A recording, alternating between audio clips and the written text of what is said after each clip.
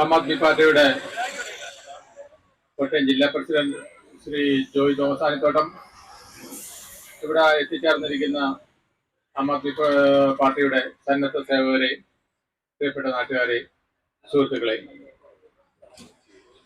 ആം ആദ്മി പാർട്ടിയുടെ സ്ഥാപക നേതാവ്, ദേശീയ കൺവീനറുമാണ്, ഡൽഹി മുഖ്യമന്ത്രിയുമായ അരവിന്ദ് കെജ്രിവാൾ ഏകദേശം 25 ദിവസത്തിലധികമായി ഇന്നിപ്പം ജയിലിൽ കിടക്കുകയാണ്. നമുക്കറിയാം, ഏകദേശം 2.5 വർഷം മുമ്പ് ഉണ്ടായ മദ്യ നയ അഴിമതി എന്ന് പറഞ്ഞ ED എടുത്ത കേസിൽ ഉപമുഖ്യമന്ത്രി മനീഷ് സിസോദിയ ഇപ്പൊ ഏകദേശം 14 മാസമായിട്ട് ജയിലിൽ കിടക്കുകയാണ്. അവര് എങ്ങനെയെങ്കിലും കേജ്രിവാളിലോട്ട് എന്തെങ്കിലും ഒരു കണക്ഷൻ കിട്ടുമോ എന്നറിയാനായിട്ട് കഴിഞ്ഞ കുറെ നാളുകളായി അദ്ദേഹത്തെ ചോദ്യം ചെയ്ത്, കഴിഞ്ഞ വർഷം അദ്ദേഹത്തെ വിളിച്ചു വരുത്തിയതാണ്.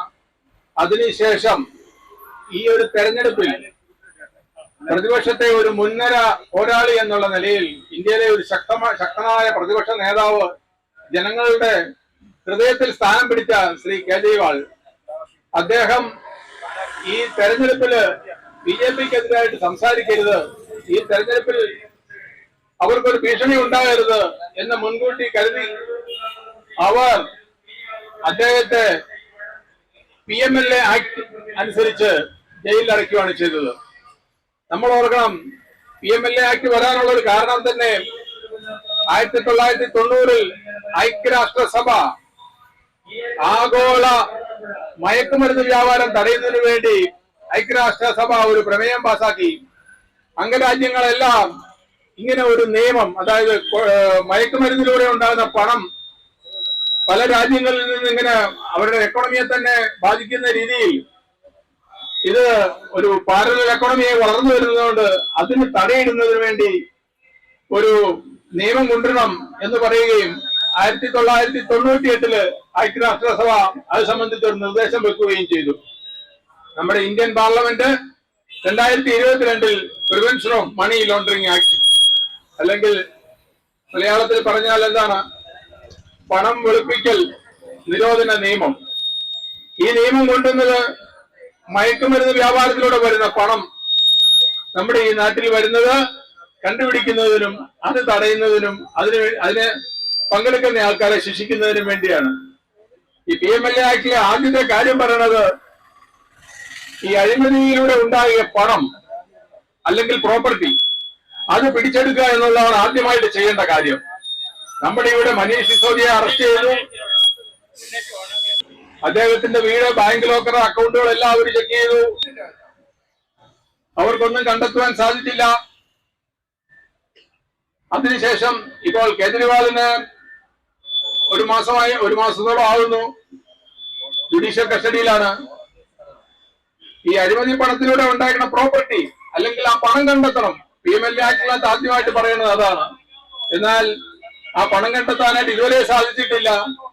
ഇവരുടെ ലക്ഷ്യം ഒന്നാണ്, ഏതെങ്കിലും തരത്തിൽ ഈ പ്രതിപക്ഷ കക്ഷികളെ ഭിന്നിപ്പിച്ചു നിർത്തി, അല്ലെങ്കിൽ അവരുടെ നേതാക്കന്മാരെയും അവരുടെ ബാങ്ക് അക്കൗണ്ടുകളും മരവിപ്പിച്ചു നിർത്തി സാമ്പത്തികമായിട്ട് അവിടെ ഞെരുക്കി ഇവിടെ ഇലക്ഷനിൽ വിജയം കൊയ്യാമെന്നുള്ളതാണ്.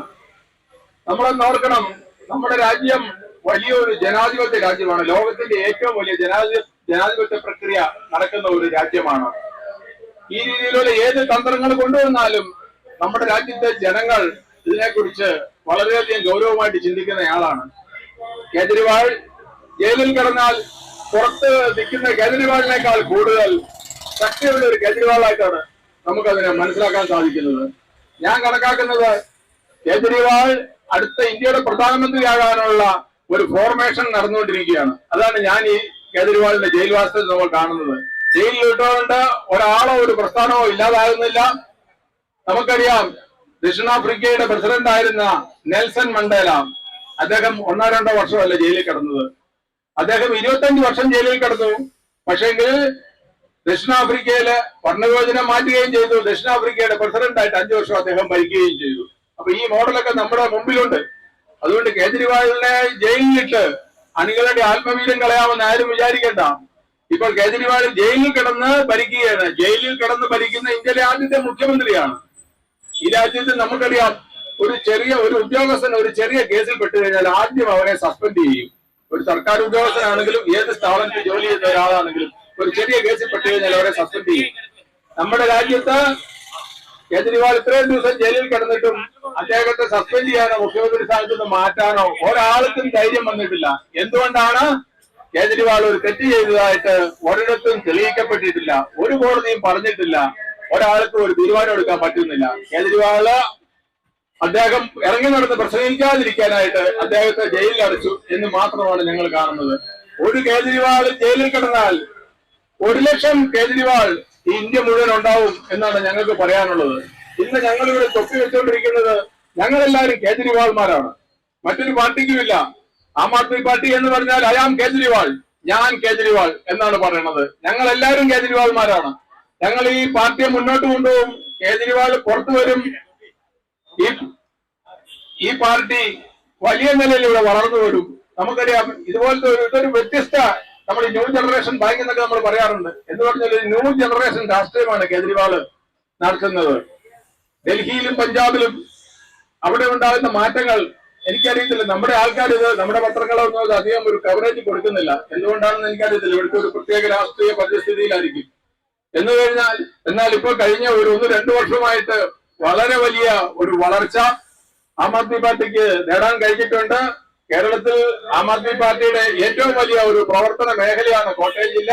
അതിൽ തന്നെ ഏറ്റവും നല്ല വലിയ രീതിയിൽ പ്രവർത്തനം നടക്കുന്ന ഒരു മണ്ഡലമാണ് പാലാ നിയോജക മണ്ഡലം.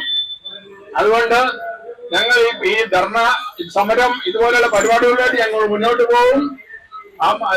അരവിന്ദ് കേജ്രിവാൾ ജയിലിൽ നിന്ന് പുറത്തു വരുവോളം ഞങ്ങൾ ഇങ്ങനെയുള്ള പരിപാടികൾ തുടർന്നുകൊണ്ടിരിക്കും.